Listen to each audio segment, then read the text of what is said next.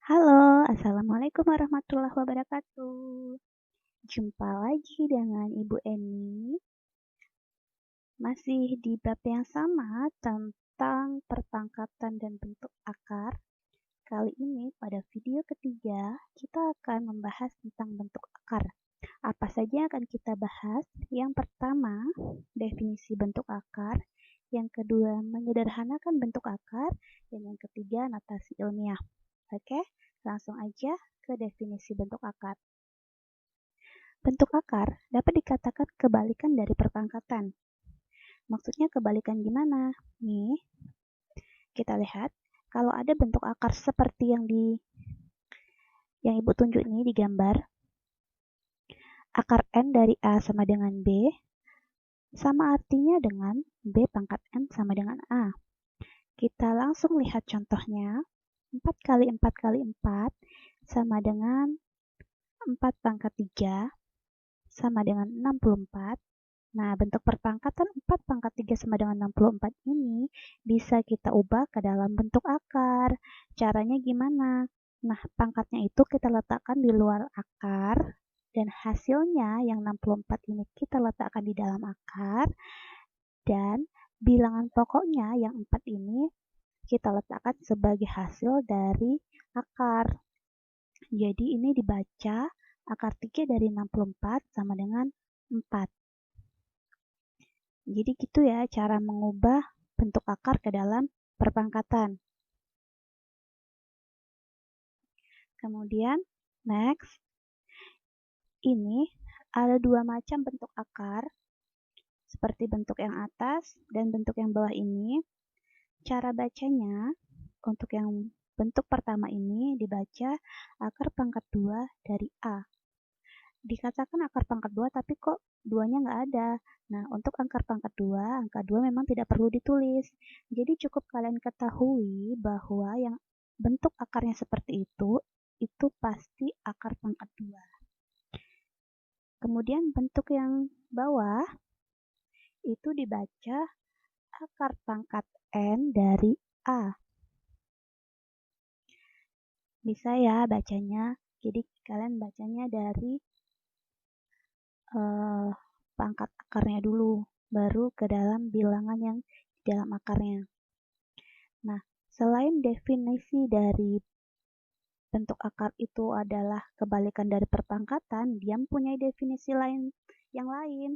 Jadi bentuk akarnya punya definisi lain, yaitu akar dari bilangan rasional yang hasilnya bilangan irasional. Kalian tuh pasti bingung, bilangan rasional itu apa dan bilangan irasional itu apa. Nah, nanti setelah kalian melihat video ini sampai selesai, coba kalian cari apa itu bilangan rasional dan apa itu bilangan irasional. Oke, next ya. Sesuai definisinya yang tadi, katanya bentuk akar itu kalau hasilnya irasional. Dikatakan bentuk akar itu kalau hasilnya irasional. Maksudnya seperti apa? Jadi, tidak semua bilangan yang mempunyai tanda akar itu merupakan bentuk akar. Kenapa? Karena ada bilangan-bilangan yang dalam bentuk akar, tapi dia hasilnya bukan bilangan irasional. Contohnya, ada akar pangkat 4 dan akar pangkat 25. Akar pangkat itu kan hasilnya 2. Akar 25 hasilnya 5. Nah, 2 dan 5 ini bukan bilangan irasional, melainkan 2 dan 5 ini adalah bilangan bulat. Jadi, akar 4 dan akar 25 bukan bentuk akar. Terus yang bentuk akar yang seperti apa? Yang bentuk akar itu contohnya ada akar 3 dan akar 7. Kenapa akar 3 dan akar 7 dikatakan bentuk akar? Karena akar 3 dan akar 7 ini tidak mempunyai hasil akar yang bulat. Jadi kalau kita akarkan akar 3 dan akar 7 itu bilangannya berkoma atau bilangannya desimal. Tetapi angka setelah koma itu banyaknya tidak terhingga. Jadi bukan kayak bilangan desimal yang misalnya 0,35. Udah selesai. Nah, jadi hasil dari akar 3 dan akar 7 ini, dia bilangannya desimal, tapi angka setelah komanya itu banyaknya tidak berhingga. Nah, itulah yang dikatakan bentuk akar. Jadi, bilangan-bilangan di dalam akar yang tidak mempunyai nilai akar yang bulat itu dikatakan bentuk akar. Oke, lanjut. Kita akan menyederhanakan bentuk akar. Jadi, dalam menyederhanakan bentuk akar itu berlaku beberapa sifat yang Ibu tuliskan di sini, 7 sifat. Yang pertama, B akar A ditambah C akar A. Ini akarnya sama-sama A. Maka cara penyelesaiannya langsung saja B ditambah C dikasih akar A. Yang kedua ini ada yang kurang ya. Harusnya ini di sini ada B, huruf B. Jadi nanti ketika kalian mencatat di buku catatan kalian ditambahkan ya, di sini ada B akar A dikurang C akar A. Sama nih dengan penjumlahan tadi, langsung saja dikurang B kurang C akar A. Yang ketiga, akar AB sama dengan, bisa kita ubah bentuknya menjadi akar A dikali B, atau kita ubah nih akarnya sendiri-sendiri, akar A dikali akar B, sama aja ya. Yang keempat, A akar C dikali B akar D. Nah, ini bilangan-bilangan yang tidak berakar kita kalikan dengan yang tidak berakar, dan bilangan akar kita kalikan dengan bilangan akar. Jadinya A kali B boleh dipisah dengan tanda kurung, terus akar C kali akar D. Jadi sama dengan AB akar CD. Yang kelima, kalau yang keempat tadi perkalian, yang kelima ini pembagian. A akar C dibagi B akar D sama A dibagi B dikali akar C dibagi akar D. Yang keenam, ini bentuk pembagian tapi dalam satu akar. Jadi akar A dibagi B, bentuk seperti itu bisa kita pisah akarnya satu-satu atau sendiri-sendiri. Jadinya akar A dibagi akar B. Yang ketujuh, akar N dari A pangkat M. Nah, nih sudah. Jadi bilangan di dalam akarnya punya pangkat juga. Nah, kita bisa ubah bentuk yang seperti ini menjadi A pangkat M per N. Masih ingat yang kemarin Ibu bilang ada pangkat pecahan? Nah, ini yang disebut pangkat pecahan. Jadi bentuknya seperti ini yang disebut pangkat pecahan.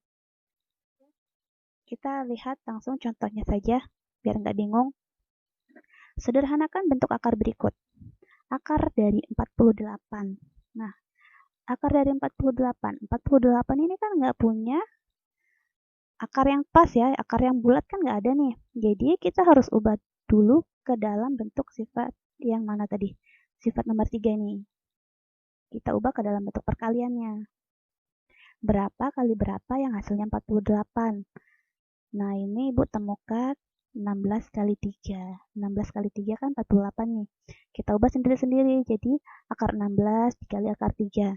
Akar 16 ini kan udah jelas yaitu 4. Jadi 16 bisa kita akarkan, jadinya 4. Akar 3 nggak bisa diakarkan, jadi tetap aja akar 3, tulis aja seperti itu. Terus, jadi hasilnya 4 akar 3. Yang kedua, 5 akar 3 ditambah 7 akar 3. Ini bentuk akarnya sama ya. Jadi tinggal kita tambahkan saja angka yang di depan akar. 5 ditambah 7 akar 3 sama dengan 12 akar 3. Yang ketiga, Oke, kita lanjut ke nomor 3. 2 akar 2 dikali 4 akar 3. Sama dengan yang di depan akar sama-sama kita kalikan, yang di dalam akar juga sama-sama kita kalikan. Jadinya 2 dikali 4 dan akar 2 dikali akar 3. 2 kali 4 sama dengan 8, akar 2 kali akar 3 sama dengan akar 6. Jadi hasilnya 8 akar 6. Yang keempat, akar dari 3 per 16. Nah, bentuknya seperti ini. Kita harus ubah dulu akarnya sendiri-sendiri. Jadi, akar 3 dibagi akar 16. Akar 3 kan tadi bentuk akar ya kan, nggak ada akarnya. Jadi biarkan aja bentuknya akar 3 gitu aja. Terus akar 16 kita tahu hasilnya 4. Jadi ya digantilah dengan angka 4. Sama dengan hasilnya jadi 1/4 akar 3. Karena satu ini dari mana? Satu ini dari, jadi kalau akar seperti ini, akar 3 kayak gini, di depannya nggak ada bilangan, itu sama artinya dengan 1 ya di depan sini. Nah, jadinya hasilnya 1/4 akar 3. Yang kelima, akar pangkat 5 dari 16 sama dengan, nah, akar pangkat 5 dari 16 berapa? Kita harus ubah dulu bilangan yang di dalam akar ini menjadi bentuk perpangkatan. Bentuk perpangkatan dari 16 itu berapa? Yaitu 2 pangkat 4. Nah, kita ganti kayak gini. Jadinya bentuknya jadi akar 5 dari 2 pangkat 4. Ini sama dengan sifat yang ketujuh ya. Maka kita ubah bentuk akarnya menjadi bentuk perpangkatan. Jadi 2 pangkat 4 per 5. Yang keenam, 2 pangkat 2 per 3. Diubah ke dalam bentuk akar menjadi akar 3 dari 2 pangkat 2. Oke, selesai. Mudah-mudahan bisa dipahami ya contoh-contoh soal yang Ibu berikan. Yang ketiga, notasi ilmiah. Notasi ilmiah atau bentuk baku dari suatu bilangan positif dituliskan A kali 10 pangkat N dengan syarat A-nya itu harus lebih besar dari 1 dan kecil dari 10. N adalah bilangan bulat. Contoh, notasi ilmiah untuk 2300 adalah, jadi jawabannya bukan 23 kali 10 pangkat 2 ya.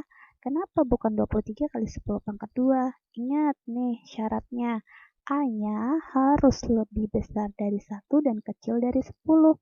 Kalau 23 ini kan sudah besar dari 10, sementara syaratnya harus kecil dari 10. Jadi 23 kita ubah menjadi bentuk desimal. 2,3 kali 1000. Ini kan nilainya sama nih, 2,3 kali 1000 kan sama dengan 2300. Jadi tidak mengubah nilainya ya, tetap nilainya 2300. Jadi tinggal 1000-nya ini kita ubah ke dalam bentuk perpangkatan, 2,3 kali 10 pangkat 3. Next. Oke, ada catatannya. Ingat, kalau bilangannya lebih besar atau sama dengan 10, gunakan pangkat positif ketika kamu memindahkan titik desimal ke kiri.